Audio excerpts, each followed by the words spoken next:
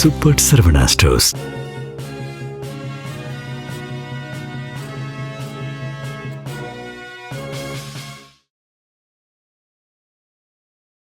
வணக்கம். ஜம் செய்திகளுக்காக தமிழ் மொழி. இந்திய நேரப்படி மதியம் 1:30 மணி செய்திகள். முதலில் ஜம் தலைப்புச் செய்திகளை காணலாம். மக்கள் நலனுக்கு முன்னுரிமை அளித்து பாடுபட்டவர் ஜெயலலிதா என பிரதமர் நரேந்திர மோடி புகழாரம். ஜெயலலிதா எப்போதும் மக்களின் மனங்களில் நிறைந்துள்ளதாக மனதின் குரல் நிகழ்ச்சியில் பேச்சு. திமுக கூட்டணியில் தங்களுக்கு 5 தொகுதிகள் ஒதுக்கும்படி இந்திய யூனியன் முஸ்லிம் லீக் வேண்டுகோள். பேச்சு நடத்தி முடித்து வெளியே வந்து செய்தியாளர்களிடம் பேசிய காதர் மொஹிதீன் மயங்கி விழுந்ததால் பரபரப்பு. திமுக 1967 ஆட்சிக்கு வந்தது முதல் களங்கமில்லாத ஆட்சியை தந்ததே கிடையாது என பொன் ராதாகிருஷ்ணன் பேச்சு. KN நேருவை அமைச்சர் பதவியிலிருந்து நீக்க வேண்டும் என்றும் வலியுறுத்தல். திமுக தேர்தல் அறிக்கையில் கூறிய 505 உறுதிமொழிகளில் 66 மட்டுமே நிறைவேற்றி உள்ளதாக அன்புமணி பேச்சு. அனைத்தையும் நிறைவேற்றிவிட்டதாக ஸ்டாலின் பச்சை பொய் சொல்வதாக குற்றச்சாட்டு. ஈரான் அரசுக்கு எதிராக டெஹ்ரானில் பல்கலைக்கழக மாணவர்கள் மாபெரும் போராட்டம். போராட்டக்காரர்களுக்கும் அரசின் ஆதரவாளர்களுக்கும் இடையே பல இடங்களில் மோதல். இனி விரிவான செய்திகளை காணலாம். மக்கள் நலனுக்கு முன்னுரிமை அளித்து பாடுபட்ட ஜெயலலிதா எப்போதும் மக்களின் மனங்களில் நிறைந்துள்ளதாக பிரதமர் நரேந்திர மோடி தெரிவித்துள்ளார். பிரதமர் நரேந்திர மோடி மாதந்தோறும் மனதின் குரல் என்னும் பெயரில் வானொலியில் உரையாற்றி வருகிறார். 131ஆம் மாதமாக இன்றும் அவர் வானொலியில் உரையாற்றினார். அப்போது தமிழ்நாடு முன்னாள் முதலமைச்சர் ஜெயலலிதாவின் பிறந்த நாள் பிப்ரவரி 24ஆம் நாள் வரவுள்ளதை சுட்டிக்காட்டினார். அப்போது தமிழ்நாடு முன்னாள் முதலமைச்சர் ஜெயலலிதாவின் பிறந்த நாள் பிப்ரவரி 24ஆம் நாள் வரவுள்ளதை சுட்டிக்காட்டினார். நம் நாட்டில் சமூக நலனுக்காக மக்கள் நலனுக்கு முன்னுரிமை அளித்து பாடுபட்டவர்கள் எப்போதும் மக்களின் மனங்களில் நிறைந்துள்ளதாக குறிப்பிட்டார். அத்தகைய புகழ்பெற்ற தலைவர்களில் ஒருவர் அம்மா ஜெயலலிதா என்று சுட்டிக்காட்டினார். தமிழ்நாட்டு மக்கள் அவர் மீது இன்றும் ஆழ்ந்த அன்பு வைத்துள்ளதை தான் உணர்ந்ததாக குறிப்பிட்டார். அவர் தமிழ்நாட்டு மக்களின் முகங்களில் மகிழ்ச்சியையும் பொலிவையும் கொண்டு வந்தவர் என்றும் தெரிவித்தார். ஜெயலலிதா தெளிந்த சிந்தனை கொண்டவர் என்றும் குஜராத்தில் தான் முதலமைச்சராக பதவியேற்ற போது அதில் அவர் பங்கேற்றதையும் பிரதமர் மோடி நினைவு கூர்ந்தார். திமுக கூட்டணியில் தங்களுக்கு 5 தொகுதிகள் ஒதுக்கும்படி கேட்டுக் கொண்டுள்ளதாக இந்திய யூனியன் முஸ்லிம் லீக் தலைவர் காதர் மொஹிதீன் தெரிவித்தார். பேச்சு நடத்தி முடித்து வெளியே வந்து செய்தியாளர்களிடம் பேசிய காதர் மொஹிதீன் மயங்கி விழுந்ததால் பரபரப்பு ஏற்பட்டுள்ளது. தமிழ்நாடு சட்டமன்ற தேர்தலில் திமுக கூட்டணியில் காங்கிரஸ், விடுதலை சிறுத்தைகள் கட்சி, மதிமுக, மார்க்சிஸ்ட் கம்யூனிஸ்ட், இந்திய கம்யூனிஸ்ட், முஸ்லிம் லீக், கொங்கு நாடு மக்கள் தேசிய கட்சி, மனிதநேய மக்கள் கட்சி, மக்கள் நீதி மையம், தேமுதிக ஆகியன இடம்பெற்றுள்ளன. இந்த கட்சிகளுடன் தொகுதி பங்கீட்டு பேச்சுவார்த்தை நடத்த TR பாலு தலைமையில் 7 பேர் கொண்ட குழு அமைக்கப்பட்டுள்ளது. இந்த குழுவில் KN நேரு, திருச்சி சிவா, ராசா, RS பாரதி, வேலு, பன்னீர்செல்வம் ஆகியோர் இடம்பெற்றுள்ளனர். இந்த குழுவினர் கூட்டணி கட்சிகளுடன் இன்று தொகுதி பங்கீட்டு பேச்சுவார்த்தை தொடங்கியுள்ளனர். சென்னை தேனாம்பேட்டையில் உள்ள திமுக தலைமையகத்தில் தொகுதி பங்கீடு பேச்சு நடைபெற்றது. முதற்கட்டமாக இந்திய யூனியன் முஸ்லிம் லீக் கட்சியினர் காதர் மொஹிதீன் தலைமையில் வந்து திமுக குழுவினருடன் பேச்சு நடத்தினார். அப்போது தங்களுக்கு 5 தொகுதிகளை ஒதுக்க வேண்டும் என்று கேட்டுக்கொண்டார். தங்களுக்கு வெற்றி வாய்ப்பு உள்ள தொகுதிகளின் பட்டியலையும் அவர்கள் வழங்கினர். பேச்சு முடிந்து வெளியே வந்து செய்தியாளர்களிடம் பேசிய காதர் மொஹிதீன் தங்களுக்கு 5 தொகுதிகளை ஒதுக்க வேண்டும் என்றும் குறைந்தது 4 தொகுதிகளையாவது ஒதுக்க வேண்டும் என்றும் திமுகவிடம் கோரியுள்ளதாக தெரிவித்தார். செய்தியாளர்களிடம் பேசிக் கொண்டிருந்த போது அவர் மயங்கி விழுந்ததால் பரபரப்பு ஏற்பட்டது. அப்போது உடனிருந்த முஸ்லிம் லீக் நிர்வாகிகள் அவரை கைத்தாங்கலாக பிடித்து வண்டியில் ஏற்றி மருத்துவமனைக்கு கொண்டு சென்றனர். திமுக 1967 ஆட்சிக்கு வந்த நாள் முதல் களங்கமில்லாத ஓர் ஆட்சியை தந்ததே கிடையாது என்று கூறியுள்ள முன்னாள் மத்திய அமைச்சர் பொன் ராதாகிருஷ்ணன் KN நேருவை அமைச்சர் பதவியிலிருந்து நீக்க வேண்டும் என்று வலியுறுத்தியுள்ளார். தூத்துக்குடியில் பாரதிய ஜனதா மூத்த தலைவர் லட்சுமண பெருமாளின் 9ஆம் ஆண்டு நினைவு நாளையொட்டி அஞ்சலி செலுத்தும் நிகழ்ச்சி நடைபெற்றது. இதில் பாரதிய ஜனதா கட்சி மூத்த தலைவர் முன்னாள் மத்திய அமைச்சர் பொன் ராதாகிருஷ்ணன் கலந்து கொண்டு மரியாதை செலுத்தினார். அதன் பின்னர் செய்தியாளர்களிடம் பேசிய அவர் களங்கம் இருக்கிறது என்று நீதிமன்றம் கூறியுள்ள நிலையில் வழக்கை நடத்துவதற்கு ஏதுவாக KN நேருவை அமைச்சர் பதவியிலிருந்து நீக்க வேண்டும் என்று வலியுறுத்தினார். 1967 திமுக ஆட்சிக்கு வந்த நாள் முதல் களங்கமில்லாத ஓர் ஆட்சியை அவர்கள் தந்ததே கிடையாது என்றும் அதை இந்த ஆட்சியிலும் நிரூபிக்க முடியும் என்றும் பொன் ராதாகிருஷ்ணன் தெரிவித்தார்.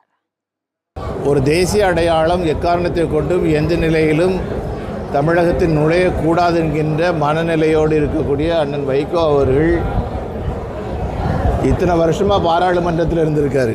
ஏன் இதை பற்றி பேசலை? பிஜேபியோட கூட்டணியில் பல தடவை இருந்திருக்காரு. 98, 99, 2001 பல தேர்தல்களில் அவர் இருந்திருக்காரு. அப்பெல்லாம் ஏன் பேசலை?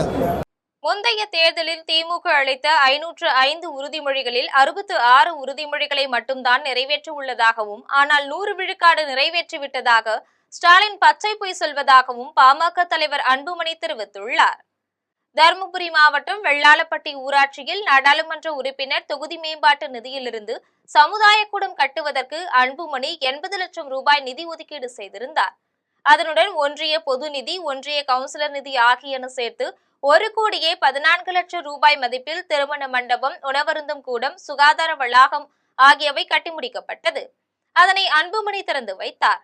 அதன்பின் செய்தியாளர்களிடம் பேசிய அன்புமணி 2021ஆம் ஆண்டு திமுக தேர்தல் அறிக்கையில் கூறிய 505 உறுதிமொழிகளில் 66 உறுதிமொழிகளை மட்டும்தான் நிறைவேற்றியிருப்பதாக கூறினார். 13 விழுக்காடு உறுதிமொழிகளை மட்டுமே நிறைவேற்றிவிட்டு சட்டமன்றத்திலே பேசும்போது 100 விழுக்காடு நிறைவேற்றிவிட்டதாக முதலமைச்சர் ஸ்டாலின் பச்சை பொய் சொல்வதாக அன்புமணி குற்றம் சாட்டினார். 2 TMC நீரை எடுத்து தர்மபுரியில் உள்ள 80 விழுக்காடு ஏரிகளில் நிரப்புகின்ற திட்டம். இது சாதாரண ஒரு திட்டம். இதற்கு 10 ஆண்டு காலம் போராடி, கடை அடைப்பு நடத்தி, கருத்தரங்குகள் நடத்தி, எத்தனையோ போராட்டங்கள் நடத்தி, துண்டு பிரசங்கள் கொடுத்து 10 லட்சம் கையெழுத்து இயக்கத்தை தொடங்கி, ஆனாலும் அறிவிப்புகள் தான் வந்தது தவிர இந்த திட்டத்திற்கு ஒரு பைசா நீதி கூட இல்லை. 34 வயதிலேயே தனக்கு அமைச்சர் பதவி அளித்து கல்வித்துறை போன்ற முக்கிய பொறுப்புகளை வழங்கியவர் முன்னாள் முதலமைச்சர் ஜெயலலிதா என்று முன்னாள் அமைச்சர் CV சண்முகம் பெருமிதத்துடன் தெரிவித்துள்ளார். விழுப்புரம் மாவட்டம் ஓமந்தூரில் அதிமுக இளைஞர் மற்றும் இளம்பெண்கள் பாசறை செயலாளர் ஜெயபிரகாஷ் தலைமையில் நடைபெற்ற கூட்டத்தில் முன்னாள் அமைச்சர் CV சண்முகம் கலந்து கொண்டார்.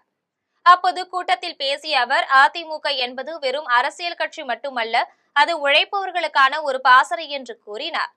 கட்சிக்கு விசுவாசமாகவும் உழைப்பவராகவும் இருந்தால் அவருக்கு உரிய பதவியும் அங்கீகாரமும் வழங்கும் அழகு பார்க்கும் ஒரே இயக்கம் அதிமுக என்று குறிப்பிட்டார். 34 வயதிலேயே தனக்கு அமைச்சர் பதவி அளித்து கல்வித்துறை போன்ற முக்கிய பொறுப்புகளை வழங்கியவர் முன்னாள் முதலமைச்சர் ஜெயலலிதா என்று பெருமிதத்துடன் தெரிவித்தார்.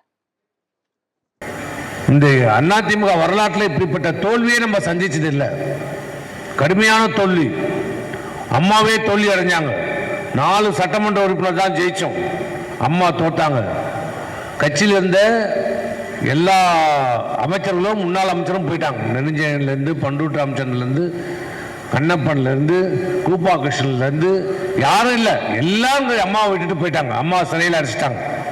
அம்மா ஜெயிலில் வழக்கு போட்டு ஜெயிலுக்கு போயிட்டாங்க. அந்த நேரத்தில் சோதனையான காட்டில் அத்தனை பேரும் கட்சி விட்டு போயிட்டான். இந்த கட்சியில பதவிகள் அனுபவிச்ச எல்லாரும் போயிட்டான். தூத்துக்குடியில் முன்னாள் முதல்வர் ஜெயலலிதா 78வது பிறந்த நாளை முன்னிட்டு அதிமுக சார்பில் சிறப்பு பூஜைகள் மற்றும் அன்னதானங்கள் வழங்கப்பட்டது.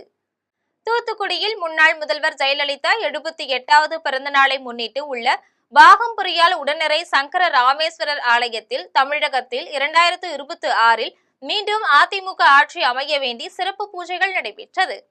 இதில் தூத்துக்குடி மண்டல அண்ணா தொழிற்சங்க செயலாளர் கல்விக்குமார், முன்னாள் அமைச்சர் SP சண்முகநாதன் ஆகியோர் தலைமை வகித்தனர். இதனைத் தொடர்ந்து தூத்துக்குடி சிவன் கோவில் 300 பேருக்கு சிறப்பு அன்னதானத்தை முன்னாள் அமைச்சர் சண்முகநாதன் தொடங்கி வைத்தார். மேலும் இந்நிகழ்ச்சியில் மண்டல செயலாளர் பெருமாள் சாமி, மண்டல துணைத் தலைவர் பார்வதி, மண்டல இணை செயலாளர் லட்சுமணன் மற்றும் பலர் கலந்து கொண்டனர். சட்டமன்ற தேர்தலில் 2, 3, 4ஆம் இடங்களை யார் பிடிப்பது என தமிழக வெற்றி கழகத்துக்கும் திமுகவுக்கும் இடையே போட்டி உள்ளதாக தென்காசி மாவட்ட பாஜக தலைவர் ஆனந்தன் ஐயாசாமி தெரிவித்துள்ளார்.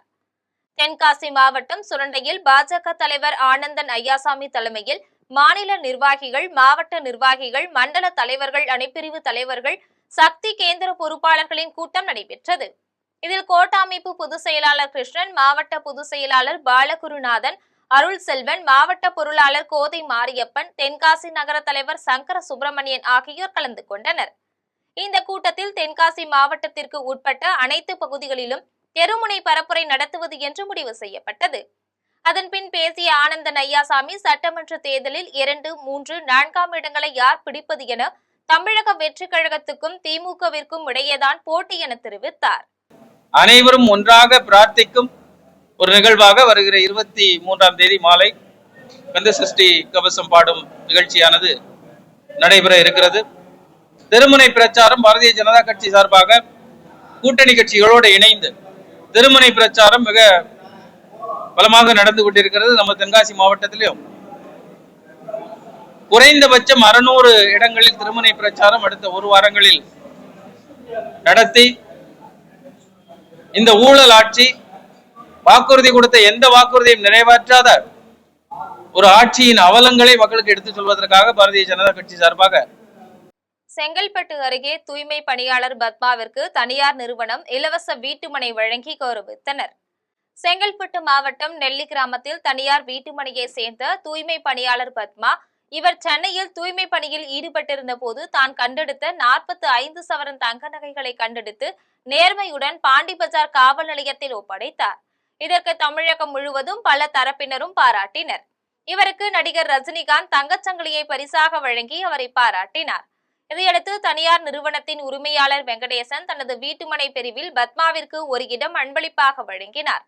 இதன் பின்னர் பத்மாவை ஹெலிகாப்டரில் அமர வைத்து இன்ப அதிர்ச்சி கொடுத்தார். இந்நிகழ்ச்சியில் மறைமலை நகரை சேர்ந்த சமூக ஆர்வலர் தணிகாசலம் மற்றும் பலர் கலந்து கொண்டனர்.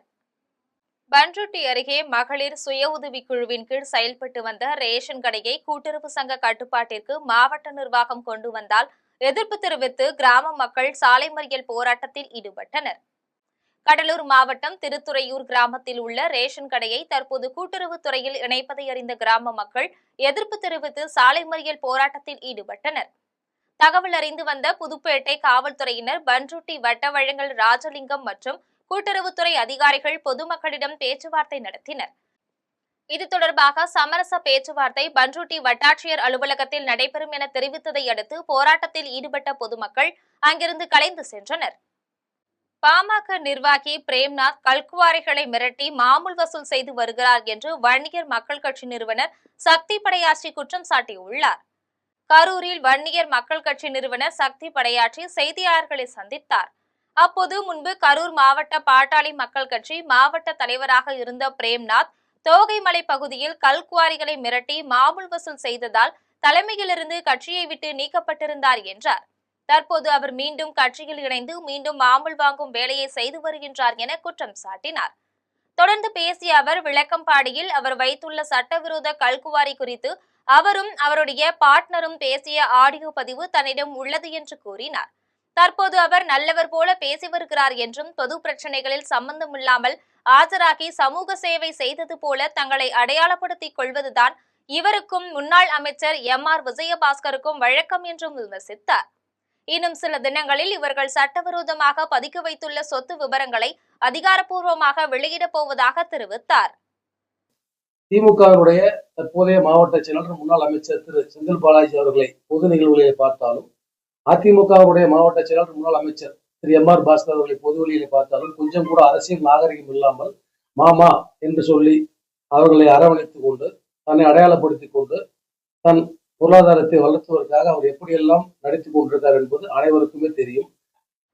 தஞ்சை மாவட்டம் திருப்பனந்தாளில் நீலப்புலிகள் இயக்கம் சார்பில் பல்வேறு கோரிக்கைகளை வலியுறுத்தி கண்டன ஆர்ப்பாட்டத்தில் ஈடுபட்டனர். தஞ்சை மாவட்டம் திருப்பனந்தாளில் நீலப்புலிகள் இயக்கம் சார்பில் கண்டன ஆர்ப்பாட்டம் நடைபெற்றது. இந்த ஆர்ப்பாட்டத்தில் நீலப்புலிகள் இயக்க தலைவர் புரட்சிமணி தலைமை வகித்தார். இதில் நீர்நிலை புறம்போக்கான முதலை குட்டையை சட்டவிரோதமாக ஆக்கிரமித்து கட்டிடங்கள் எழுப்பும் காசி மடத்தின் மீது நடவடிக்கை எடுக்க வேண்டும், கோவில் மடம் ஆதீனங்கள் சுமத்தும் குத்தகை நிலுவைத் தொகையை மொத்தமாக ரத்து செய்ய வேண்டும், அநீதியான விவசாய குத்தகை சாகுபடி முறையை ஒழித்து கட்ட வேண்டும் என்பன உள்ளிட்ட பல்வேறு கோரிக்கைகளை வலியுறுத்தி கோஷங்கள் எழுப்பினர்.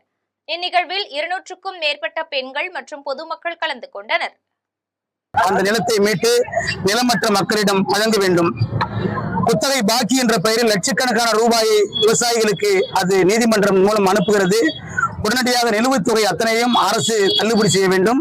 விவசாயிகளை கொடுமைப்படுத்தக்கூடாது. கோயில் நிலத்திலும் மடத்து நிலத்திலும் தலைமுறையாக குடிமக்கள் குடியிருக்கிறார்கள். அனைவருக்கும் தேர்தலுக்கு உள்ளேயே. ஜம் செய்திகள் தொடர்கின்றன. புதுக்கோட்டையில் ராமேஸ்வரத்திலிருந்து இலங்கைக்கு போதை மாத்திரைகளை கடத்த முயன்ற 4 பேரை காவல்துறையினர் கைது செய்துள்ளனர். புதுக்கோட்டையில் காவல்துறை உதவி கண்காணிப்பாளர் பிருந்தா தலைமையிலான காவல்துறையினர் வாகன சோதனையில் ஈடுபட்டனர். அப்போது சந்தேகத்திற்கு இடமாக 4 பேர் அப்பகுதியில் 7 பெட்டிகளுடன் நின்று கொண்டிருந்தனர். இதன் பின்னர் காவல்துறையினர் அவர்கள் வைத்திருந்த பெட்டியை சோதனை செய்ததில் 9 கோடி ரூபாய் மதிப்பிலான போதை மாத்திரைகள் இருந்தது கண்டுபிடிக்கப்பட்டது. தொடர்ந்து போதை மாத்திரைகளை இலங்கைக்கு கடத்த முயன்ற ராமேஸ்வரத்தை சேர்ந்த ஆம்ஸ்ட்ராங், அமல்ராஜ், பிரதாப், சத்யா ஆகிய 4 பேரை காவல்துறையினர் கைது செய்தனர்.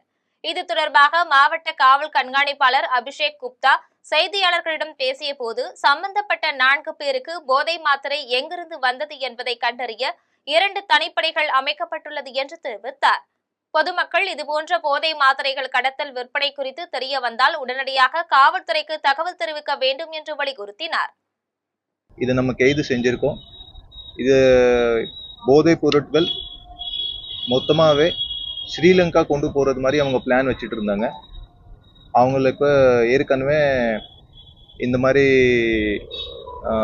கடத்தல் பண்ணுறதுக்கு மாதிரி வாய்ப்புகள் உள்ளது. அதை நாங்கள் விசாரிச்சுட்டு இருக்கோம். இது சம்பந்தமாக என்னுடைய பாராட்டுகள், வாழ்த்துக்கள் நான் DSP, inspector, town sub division நான் தெரிவித்துக் கொள்கிறேன். நன்றி. வாழப்பாடி அருகே இருசக்கர வாகனத்தில் வந்து கொண்டிருந்த 2 பெண்கள் 20 அடி பள்ளத்தில் விழுந்து சம்பவ இடத்திலேயே பரிதாபமாக உயிரிழந்துள்ளனர். சேலம் மாவட்டம் வாழப்பாடி அருகே பெரிய கவுண்டாபுரத்தை சேர்ந்த கலையரசி, பார்வதி ஆகியோர் கட்டிட வேலை செய்து வந்தனர். இவர்கள் இருவரும் கீழ்நாடு ஊராட்சியில் உறவினரின் துக்க நிகழ்ச்சிக்கு இருசக்கர வாகனத்தில் சென்று கொண்டிருந்தனர். அப்போது நாகலூர் சாலையில் இருந்து வந்து கொண்டிருந்த போது நிலை தடுமாறி சாலையோரம் உள்ள 20 அடி பள்ளத்தில் இருசக்கர வாகனத்துடன் விழுந்தனர். இதில் இருவரும் தலைக்குப்புற விழுந்ததில் சம்பவ இடத்திலேயே பரிதாபமாக உயிரிழந்தனர். தகவல் அறிந்து வந்த கருமந்துறை காவல்துறையினர் இருவரின் உடல்களையும் மீட்டு உடற்கூராய்வுக்காக சேலம் அரசு மருத்துவமனைக்கு அனுப்பி வைத்தனர். வெள்ளியங்கிரி ஆண்டவர் கோவிலில் தடை செய்யப்பட்ட பிளாஸ்டிக் பயன்படுத்திய கடைகளுக்கு வன உயிர் பாதுகாப்பு அதிகாரிகள் சீல் வைத்து உள்ளனர். கோவை மாவட்டம் வெள்ளியங்கிரி மலையடிவாரத்தில் செயல்படும் கடைகளுக்கும் கடுமையான நெறிமுறைகள் அமல்படுத்தப்பட்டுள்ளன. இதையடுத்து மலையேற்றம் தொடங்கிய நாளன்று நடத்தப்பட்ட அதிரடி சோதனையில் சில கடைகளில் நெகிழிப்பைகள் பயன்படுத்துவதை அறிந்த அதிகாரிகள் கடைகளுக்கு சீல் வைத்தனர். இது தொடர்பாக வெள்ளியங்கிரி ஆண்டவர் கோவில் அறங்காவலர் குழு தலைவர் சிவகணேஷ் செய்தியாளர்களிடம் பேசிய போது, மலையேறும் பக்தர்களுக்கும் மலையடிவார கடைகளுக்கும் கடுமையான கட்டுப்பாடுகள் விதிக்கப்பட்டுள்ளன என்றும், மலைவளம் மற்றும் வன உயிரின பாதுகாப்பு உள்ளிட்ட அம்சங்களை கருத்தில் கொண்டு இந்த நெறிமுறைகள் அமல்படுத்தப்பட்டுள்ளன என்றும் தெரிவித்தார். கடந்த ஆண்டு மலையேற்ற காலத்தில் பக்தர்கள் வீசிய சுமார் 12 டன் நெகிழி குப்பைகள் அகற்றப்பட்டன என்றும், இந்த ஆண்டு அதே நிலை உருவாகாமல் தடுக்கவே பிளாஸ்டிக் பயன்படுத்த தடை விதிக்கப்பட்டுள்ளது என்றும் கூறினார். கோவில்பட்டி ரயில்வே நிலையத்தில் ஓடும் ரயிலில் ஏற முயன்ற சென்னையை சேர்ந்த இளைஞர் தவறி விழுந்து பரிதாபமாக உயிரிழந்துள்ளார். தூத்துக்குடி மாவட்டம் கோவில்பட்டி ரயில் நிலையத்தில் குருவாயூர் எக்ஸ்பிரஸ் ரயிலில் ஏற முயன்ற சென்னையை சேர்ந்த ரகுமான் எதிர்பாராத விதமாக கால் தடுமாறி தண்டவாளத்தில் விழுந்தார். இந்த விபத்தில் படுகாயமடைந்து உயிருக்கு போராடி கொண்டிருந்த ரகுமானை பணியில் இருந்த பெண் உதவி ஆய்வாளர் செல்வி மீட்டு கோவில்பட்டி அரசு மருத்துவமனைக்கு அனுப்பி வைத்தார். இதைத் தொடர்ந்து அவர் மருத்துவமனைக்கு செல்லும் வழியிலேயே பரிதாபமாக உயிரிழந்தார். இதன் பின்னர் அவரது உடல் உடற்கூராய்வுக்காக அனுப்பி வைக்கப்பட்டது.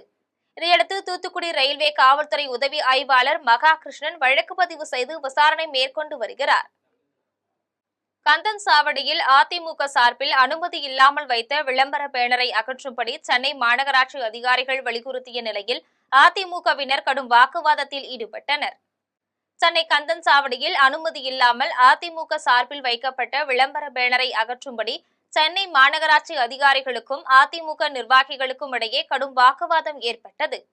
இதில் அதிமுகவினர் மரியாதை இல்லாமல் தரக்குறைவாக ஒருமையில் அதிகாரிகளை பேசியதாக சென்னை மாநகராட்சி அதிகாரிகள் குற்றம் சாட்டினர். அதிமுகவினர் சவால் விட்டு அதிகாரிகளை ஒருமையில் பேசி மிரட்டிய வீடியோ தற்போது சமூக வலைதளங்களில் வைரலாகி உள்ளது. கோவையில் நடைபெற்ற குடிமைப் பணிகள் குரூப் 2 தேர்வை 103 தேர்வர்கள் எழுதினர். தமிழ்நாடு அரசு பணியாளர் தேர்வாணையம் சார்பில் குடிமைப் பணிகள் குரூப் 2 தேர்வு இன்று தமிழ்நாடு முழுவதும் நடைபெறுகிறது. மாவட்டத்துக்கு ஒரு தேர்வு மையம் என்ற அடிப்படையில் இத்தேர்வு நடைபெறுகிறது. அதன்படி கோவை மாவட்டத்தில் டவுன்ஹால் பகுதியில் உள்ள மைக்கேல் பள்ளி தேர்வு மையத்தில் இத்தேர்வு நடைபெற்றது. இதனை 103 தேர்வாளர்கள் எழுதுகின்றனர். 9:30 மணிக்கு தேர்வு தொடங்கிய நிலையில் 9 மணி வரை தேர்வாளர்கள் தேர்வு மையத்துக்குள் அனுமதிக்கப்பட்டனர். தேர்வாளர்கள் ஸ்மார்ட் வாட்ச், செல்போன் ஆகியவற்றை எடுத்து செல்ல அனுமதி இல்லை. கோவை ஒத்தக்கால் மண்டபத்தை சேர்ந்த வலக்கையை இழந்த மாற்றுத்திறனாளி கர்ப்பிணி பெண் மஞ்சுளாவும் இன்று தேர்வு எழுதினார். சேலம் மாவட்டம் வாழப்பாடியில் குழந்தைக்கு பாடம் போட சென்ற இளம்பெண்ணை பாலியல் தொந்தரவு செய்த அஜ்ரத்தை காவல்துறையினர் கைது செய்து விசாரித்து வருகின்றனர். வாழப்பாடியில் உள்ள தனியார் தொழில்நுட்ப கல்லூரி பின்புறம் வசித்து வரும் கூலி தொழிலாளியின் மனைவியான இளம்பெண் தனது கைக்குழந்தை சரியாக பால் குடிக்காததால் குழந்தைக்கு பாடம் போடுவதற்காக தனது கணவருடன் பள்ளிவாசலுக்கு சென்றுள்ளார். அப்போது அங்கிருந்த அஜ்ரத் உமர் பாரூக் கணவரிடம் குழந்தையை கொடுத்துவிட்டு இளம்பெண்ணை பள்ளிவாசல் உள்ளறைக்கு வருமாறு அழைத்துள்ளார். அறைக்குள் சென்ற இளம்பெண்ணின் மேல் ஆடையை கழற்றுமாறு கூறி பாலியல் தொந்தரவு செய்துள்ளார். இதனால் பதறிப்போன இளம்பெண் வீட்டுக்கு சென்றதும் இதுகுறித்து அவரது கணவரிடம் தெரிவித்துள்ளார். இதையடுத்து இருவரும் மீண்டும் பள்ளிவாசலுக்கு சென்று கூச்சலிட்டுள்ளனர். இதுகுறித்து தகவல் அறிந்த வாழப்பாடி காவல்துறையினர் பாதிக்கப்பட்ட இளம்பெண்ணிடம் புகார் பெற்று பாடம் போடுவதாக கூறி பாலியல் தொந்தரவு செய்த அஜ்ரத் உமர் பாரூக்கை கைது செய்து விசாரித்து வருகின்றனர். விழுப்புரம் மாவட்டம் திருவெண்ணெய்நல்லூர் அருகே உள்ள பெண்ணை வளத்தில் வரதட்சணை கொடுமையால் 5 மாத கர்ப்பிணி பெண் தன் உயிரை மாய்த்து கொண்டது தொடர்பாக 4 பேர் மீது வழக்கு பதியப்பட்டுள்ளது. திருவெண்ணெய்நல்லூர் அருகே உள்ள பெண்ணை வளத்தை சேர்ந்த சிவசங்கர் மகன் பாலாஜி சென்னையில் கார் ஓட்டுநராக உள்ளார். இவர் மனைவி அனுஷா. இவர்கள் இருவரும் காதலித்து இரு வீட்டாரின் சம்மதத்துடன் திருமணம் செய்து கொண்டனர். அனுஷா தனது நாத்தனார் சுமித்ராவுடன் பெண்ணை வளத்தில் வசித்து வந்தார். இந்நிலையில் பாலாஜி அவரது மனைவி அனுஷாவிடம் வரதட்சணை கேட்டு அடிக்கடி துன்புறுத்தி வந்தார். இந்நிலையில் சென்னையில் இருந்த பாலாஜி செல்போனில் பேசியுள்ளார். அதனால் மனமுடைந்த அனுஷா வீட்டில் தூக்கிட்டு தற்கொலை செய்து கொண்டதாக கூறப்படுகின்றது. தகவல் அறிந்த காவல்துறையினர் அனுஷா உடலை மீட்டு கூராய்வுக்காக விழுப்புரம் நுண்டியம்பாக்கம் அரசு மருத்துவமனைக்கு அனுப்பி வைத்தனர். அனுஷாவின் தாய் பாவந்தூரை சேர்ந்த கல்யாணி தனது மகள் சாவுக்கு காரணமானவர்கள் மீது நடவடிக்கை எடுக்க கோரி திருவெண்ணெய்நல்லூர் காவல் நிலையத்தில் புகார் அளித்தனர். இதன் அடிப்படையில் அனுஷாவின் கணவர் பாலாஜி, மாமனார் சிவசங்கர், மாமியார் சுமதி, நாத்தனார் சுமித்ரா ஆகிய 4 பேர் மீது வழக்கு பதிவு செய்தனர். திருமணமாகி 11 மாதமே ஆவதால் விழுப்புரம் கோட்டாட்சியர் முருகேசன் விசாரணை நடத்தி வருகின்றார். வேலூரில் நாளை நடைபெறும் தாவேக நிர்வாகிகள் சந்திப்பு கூட்டத்தில் தலைவர் விஜய் பங்கேற்க உள்ள நிலையில் 1000 தன்னார்வலர்கள் களப்பணியாற்ற உள்ளனர். வேலூர் மாவட்டம் அகரம்சேரியில் நாளை தாவேக தலைவர் விஜய் கலந்து கொள்ளும் நிர்வாகிகள் சந்திப்பு கூட்டம் நடைபெற உள்ளது. இதில் பெண்கள் உட்பட 1000 பேர் தன்னார்வலர்களாக பங்கேற்க உள்ளனர். இந்த தன்னார்வலர்களுக்கு முன்னாள் டிஎஸ்பி சபியுல்லா பயிற்சி வழங்கினார். கூட்டத்துக்கு வரும் பொதுமக்கள் தாவேக தலைவர் விஜயை பார்க்கும் ஆர்வத்தில் முண்டியடிப்பார்கள் என்றும் அவர்களிடம் கோபப்படாமல் பொறுமையாக இருக்க வேண்டும் என்றும் அறிவுறுத்தப்பட்டது. வாகன நிறுத்தமிடம், தண்ணீர் வசதி, மருத்துவ வசதி, நுழைவு பகுதி என அவரவருக்கு ஒதுக்கப்பட்ட பகுதியில் பொறுப்பை சரியாக செய்ய வேண்டும் என அறிவுறுத்தப்பட்டது. காஞ்சிபுரம் மாவட்டம் திருமுடிவாக்கத்தில் கண்டெய்னரில் குட்கா கடத்தி வந்த வழக்கில் 2 பேரை காவல்துறையினர் கைது செய்துள்ளனர். குன்றத்தூர் அடுத்த திருமுடிவாக்கம் சிப்காட் பகுதியில் கண்டெய்னர் லாரியில் இருந்து வேனில் குட்கா கடத்தப்படுவதாக காவல்துறைக்கு தகவல் கிடைத்தது. இதையடுத்து திருமுடிவாக்கம் காவல்துறையினர் கண்டெய்னரில் இருந்து வேனில் மாற்றப்பட்ட 2.5 டன் குட்காவை பறிமுதல் செய்தனர். கடத்த பயன்படுத்தப்பட்ட கண்டெய்னர் லாரி, வேன் ஆகியவற்றை பறிமுதல் செய்தனர். இந்த கடத்தலில் ஈடுபட்டவர்கள் ஐயப்பன் தாக்கலை சேர்ந்த கனகலிங்கம், அவர் நண்பர் குமார் என தெரிய வந்தது. இதையடுத்து இருவரையும் கைது செய்துள்ளனர். கனகலிங்கத்தின் காரையும் அவரிடமிருந்த 8 லட்சம் ரூபாய் பணத்தையும் பறிமுதல் செய்துள்ளனர். விழுப்புரம் மாவட்டம் கண்டாச்சிபுரம் அருகே மேல்வாளையில் மயான கொள்ளை திருவிழா நடைபெற்றது. விழுப்புரம் மாவட்டம் கண்டாச்சிபுரம் அடுத்த மேல்வாளையில் மகா காளியம்மன், வனக்காளியம்மன், அக்னி வீரன், ஆதிலிமன், சப்த கன்னிகள், முனீஸ்வரர் ஆலயத்தில் 7ஆம் ஆண்டு மயான கொள்ளை விழா நடைபெற்றது. அதை முன்னிட்டு அம்மனுக்கு தாய் வீட்டு வரிசை எடுத்து வருதல் நடைபெற்றது. அதன் பின்னர் அம்மனுக்கு அபிஷேக ஆராதனை நடைபெற்றது. அம்மன் கோட்டை புகுதல் நிகழ்ச்சியும் இறுதியில் மயான கொள்ளையும் நடைபெற்றது. இதில் ஏராளமான பக்தர்கள் கலந்து கொண்டு காளி வேடம், காட்டேரி வேடம், அம்மன் வேடம், மயானக்காளி வேடம், குரத்தி வேடம் அணிந்து ஊர்வலமாக சென்று சாமி தரிசனம் செய்தனர். விழாவில் கலந்து கொண்டவர்களுக்கு நீர், மோரும் உணவும் வழங்கப்பட்டன. திருவண்ணாமலை மாவட்டம் கீழ்பெண்ணாத்தூரில் அங்காள பரமேஸ்வரி அம்மன் தேர் திருவிழா சிறப்பாக நடைபெற்றது. கீழ்பெண்ணாத்தூர் அங்காள பரமேஸ்வரி அம்மன் 73ஆம் ஆண்டு திருவிழா தொடங்கி நடைபெற்றது. இதில் நாள்தோறும் அம்மன் அலங்காரத்துடன் வீதி உலா வருதல், அம்மன் வேடம் அணிந்து மயான கொள்ளை, வல்லான கண்டி சம்ஹாரம் ஆகிய நிகழ்ச்சிகள் நடைபெற்றது. தேரோட்ட நாளில் அதிகாலை அம்மனுக்கு அபிஷேகம் நடைபெற்றது.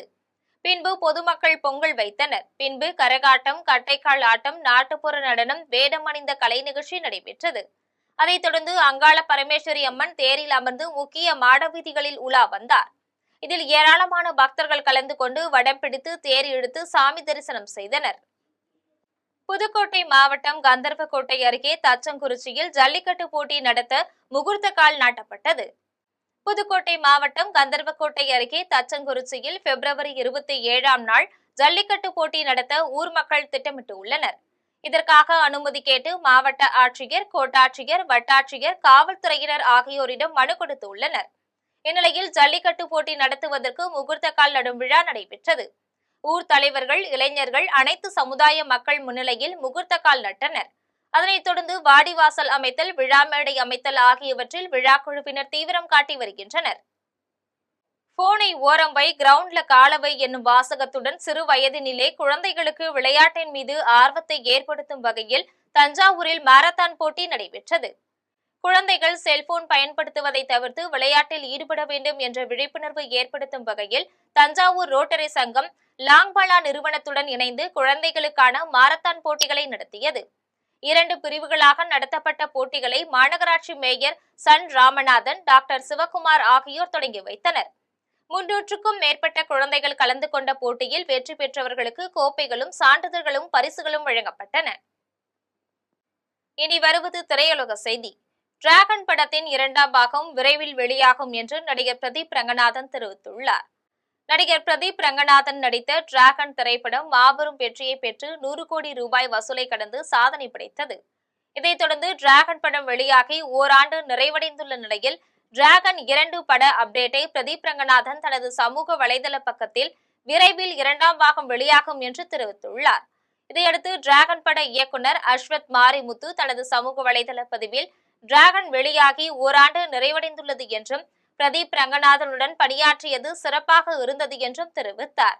இதன் பின்னர் மீண்டும் ஒருமுறை இந்த கூட்டணி ஒன்றிணைய உள்ளது என்றும் குறிப்பிட்டார். இதனிடையே டிராகன் 2ஆம் பாகத்தின் மீதான எதிர்பார்ப்பு நடிகர் பிரதீப் ரசிகர்களிடையே அதிகரித்து உள்ளது. இனி வருவது உலகச் செய்தி.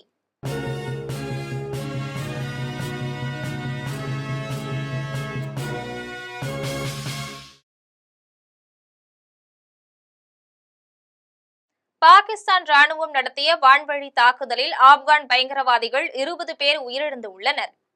பாகிஸ்தான் ராணுவம் அதிகாலை ஆப்கானிஸ்தான் எல்லைப் பகுதிகளில் வான்வழி தாக்குதலை நடத்தியது. இதில் ஆப்கான் பயங்கரவாதிகள் 20 பேர் உயிரிழந்தனர். இதைத் தொடர்ந்து பயங்கரவாதிகளை குறிவைத்து இந்த தாக்குதல் நடத்தப்பட்டதாக பாகிஸ்தான் அரசு தெரிவித்துள்ளது. இதையடுத்து வான்வழி தாக்குதல் இரு நாடுகளுக்கும் இடையிலான உறவில் மேலும் விரிசலை அதிகரித்துள்ளது. இதனிடையே சமீப காலமாக பாகிஸ்தானுக்குள் நடந்த தற்கொலைப்படை தாக்குதல்களுக்கு பதிலடி கொடுக்கும் விதமாக இத்தாக்குதலை பாகிஸ்தான் அரசு நிகழ்த்தியுள்ளது. இனி வருவது விளையாட்டு செய்திகள்.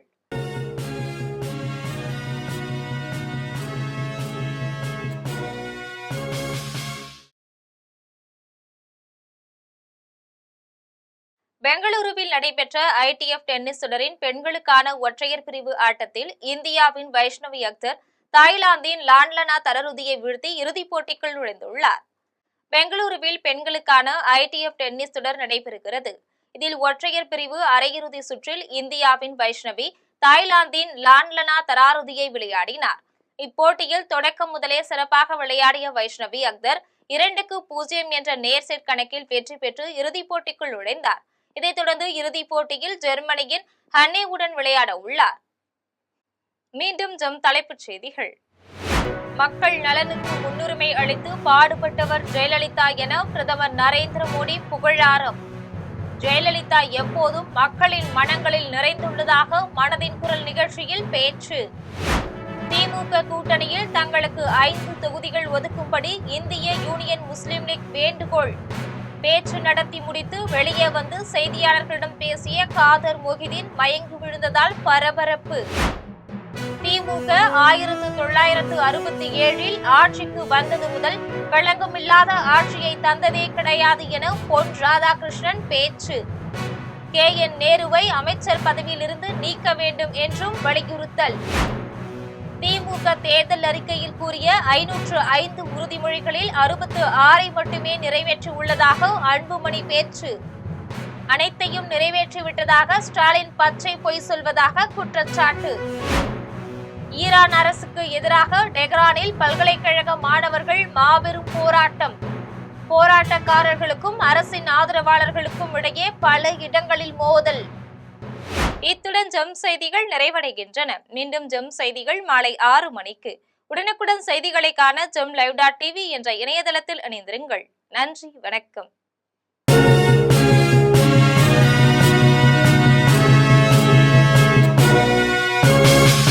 உடனுக்குடன் அப்டேட் தெரிந்து கொள்ள ஜெம் டிவி தமிழ் ஆப்பை இன்ஸ்டால் செய்யவும்.